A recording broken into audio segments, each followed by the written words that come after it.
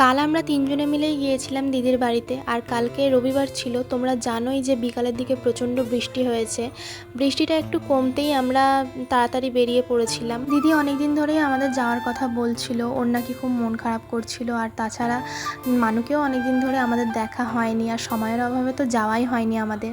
তাই সানডে ছাড়া আমাদের উপায় থাকে না যাওয়ার। গিয়েই দেখলাম যে আমাদের মিষ্টু রানী তো অলরেডি ঘুমোচ্ছিল। তারপরে আমাদের একটু চা জলের ব্যবস্থা করেছিল। তারপর কিছুক্ষণ পরেই ও ঘুম ভেঙে গিয়েছিল ওর।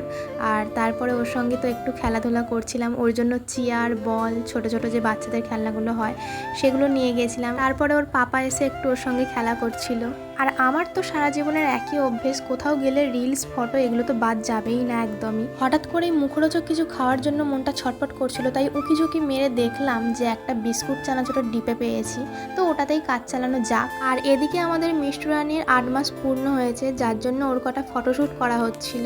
আমাদের মিষ্টু রানীকে আগের বারে যেরকম দেখে গিয়েছিলাম ওর ভাতের সময়, তারপরে এখন গিয়ে যে ওকে দেখছি, ওর ফেসটা পুরো চেঞ্জ হচ্ছে আস্তে আস্তে।